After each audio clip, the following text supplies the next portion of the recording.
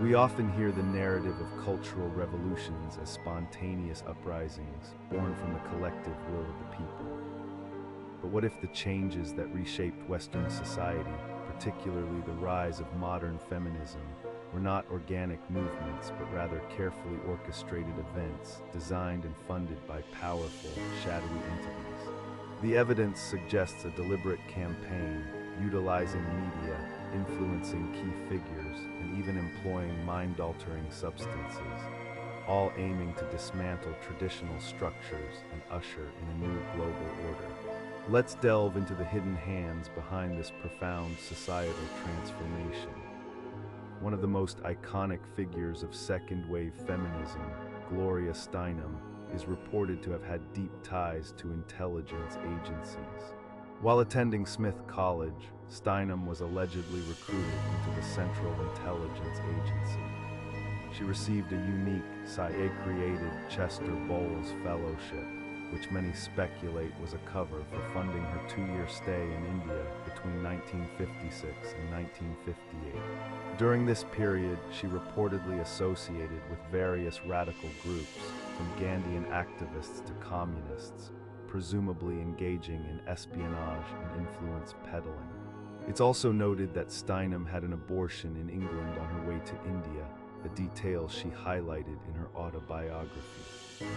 Furthermore, her background reveals family ties to esoteric beliefs, as her paternal grandmother and mother both raised her in the theosophy tradition. This is particularly insightful given the occult underpinnings seen in various feminist movements described in the sources. Upon her return from India, Steinem was dispatched to Europe to work with the National Student Association under the Congress for Cultural Freedom. This organization, though presenting itself as an advocate for liberal democratic values, was in reality a known CIA Cold War propaganda front. Steinem's role involved infiltrating youth festivals and promoting progressive publications, likely collecting intelligence. This covert influence extended directly into media. These operations were part of a larger CIA initiative called Operation Mockingbird, explicitly designed to infiltrate and influence media in the US and internationally. Cord Meyer, the alleged head of this operation, is said to have recruited and directed Steinem's work with the CIA. Her journalistic and media career, therefore, was reportedly directed and funded by the CIA as a deliberate effort to liberalize Western culture, with feminism as a key component. This challenges the popular narrative of a spontaneous, grassroots feminist revolution.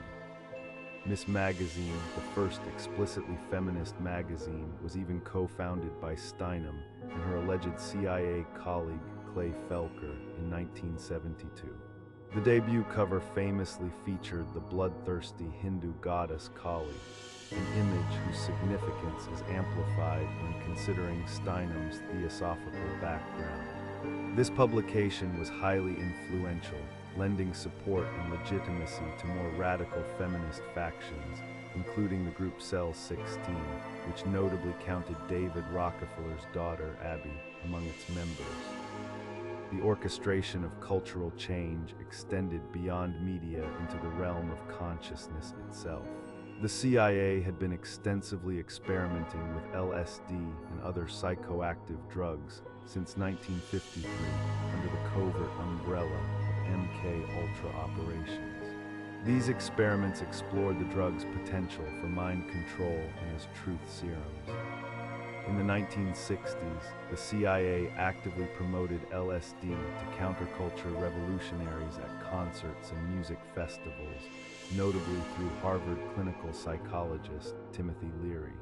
It's documented that Leary had an affair with Mary Pinchot Mayer, the ex-wife of Cord Meyer, Steinem's alleged CIA director. These drug-related operations included Operation Midnight Climax, which involved dosing unwitting individuals in New York brothels, and Project Artichoke, where LSD was tested for enhanced interrogation, even on CIA agents without their knowledge. The sources highlight a fascinating overlap. Hallucinogenic drugs like mescaline and peyote were also widely used in occult and New Age rituals to aid ceremonial magic. This convergence of government-sponsored mind alteration and esoteric practices is striking. Another figure connected to both psychedelics and potential CIA involvement is Terence McKenna, a proponent of psilocybin mushrooms and a counterculture icon. While studying at UC Berkeley, a school with significant funding from feminist philanthropist Phoebe Hearst, McKenna delved into shamanism and Kabbalah. His global travels in search of hallucinogens and a past incident where he was caught smuggling hashish in Nepal led some to speculate about his CIA involvement. McKenna's drug-induced mystical experiences fueled his discussions on goddess worship, the divine feminine, and his opposition to Christianity. His theories, including the technological singularity and a return to the goddess, suggest a radical reshaping of human society, potentially influenced by these altered states of consciousness. Next was the Humanist Manifesto II was created, which is the blueprint for globalism. The ideological framework for this orchestrated revolution found explicit articulation in documents like the Humanist Manifesto II. Notably, Betty Friedan, author of The Feminine Mystique and a key figure in second-wave feminism, was a signatory to this 1973 United Nations document. The manifesto boldly declares that traditional dogmatic religions, by prioritizing revelation or creed over human needs, do a disservice to the human species. It asserts that no deity will save us.